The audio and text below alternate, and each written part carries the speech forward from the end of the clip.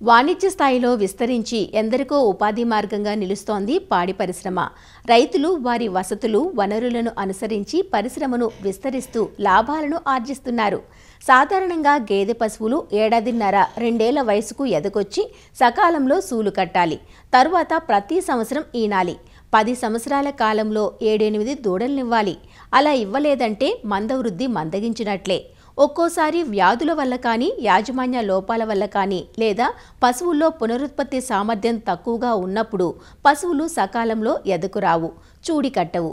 ఇది రైతులను నష్టాల్లోకి నెట్టివేస్తోంది. అలా కాకుండా పాడి పరిశ్రమ రైతుకు ఆర్థికంగా అండగా ఉండాలంటే పునరుత్పత్తి యాజమాన్యంపై తప్పనిసరిగా శ్రద్ధ వహించాలి.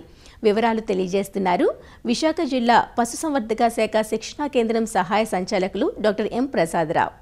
పాడి పశువుల పెంపకం లాభసాటిగా ఉండాలంటే ఈ పాడి పశువుల్లో పునరుత్పత్తి అనేది బాగా ఉండాలి. ఈ పునరుత్పత్తి బాగా ఉండాలంటే ఈ పశువులు సకాలంలో ఎదకొచ్చి చూడు కట్టి మంచి ఆరోగ్యవంతమైన దూడకి జన్మనివ్వాలి. పాడి పశువు తన జీవిత కాలంలో ఎక్కువసార్లు ఈనాలంటే ఈనిన తర్వాత త్వరగా అంటే 60 నుంచి 90 రోజుల్లో ఎదకు రావాల్సి ఉంటుంది. ఆవులైతే సంవత్సరం పొడవునా ఎదకు వస్తాయి. కానీ గేదె జాతి పశువులు కేవలం శీతాకాలంలోనే ఎదకు వచ్చి చూలు కట్టే అవకాశం ఉంటుంది. సాధారణంగా పశువులు ఈనిన 45 రోజుల తర్వాత గర్భాశయం సాధారణ చేరుకుంటుంది. కాబట్టి ఈనిన తర్వాత మొదట వచ్చే ఎదలో చూడు కట్టే శాతం చాలా ఎక్కువగా ఉంటుంది. కాబట్టి 2 నుంచి 3 నెలల వ్యవధిలోనే ఎదకు వచ్చేలాగా సరైన జాగ్రత్తలు అనేవి తీసుకుంటే ఈ చూడు కట్టే శాతం ఎక్కువగా ఉంటుంది. తర్వాత రైతులు ఒకసారి ఈ ఎద ఇంజెక్షన్ వేసిన తర్వాత మళ్ళీ ఎదకు రాకపోతే చూడు కట్టింది అని ఒక భ్రమలో ఉండకుండా 3వ నెలలో చూడు పరీక్ష అనేది తప్పకుండా చేయించాలి. ఒకవేళ చూడు కట్టకపోయినట్లయితే తగిన చికిత్స చేసి మళ్ళీ అవి ఎదకు వచ్చేలాగా చేసి ఈ కృత్రిమ గర్భధారణ ద్వారా టీకా ఇప్పించాల్సి ఉంటుంది. తర్వాత పోషకాహార మేపులో కూడా తగిన జాగ్రత్తలు తీసుకోవాలి. పునరుత్పత్తి ప్రభావం చేసే పోషకాలలో ఖనిజ లవణాలు, అదేవిధంగా విటమిన్లు కీలక పాత్ర పోషిస్తాయి.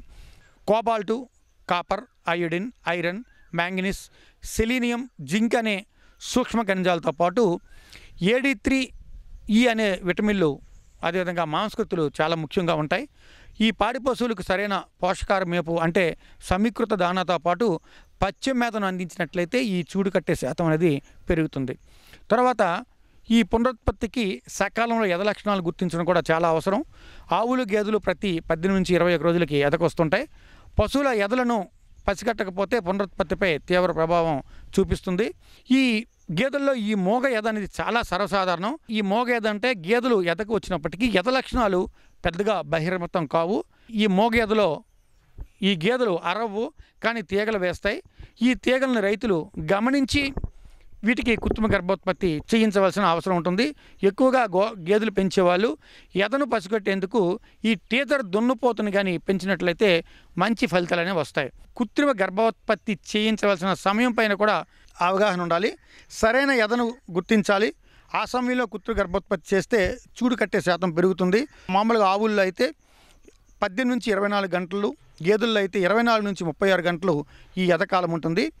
ఆవుల్లో మధ్య దశలో అంటే ఎదకు వచ్చిన 12 గంటల తర్వాత అంటే ఉదయం వస్తే సాయంత్రం, సాయంత్రం వస్తే మరుసటి రోజు ఉదయం ఈ కృత్రిమ గర్భోత్పత్తి అనేది చేయించాలి.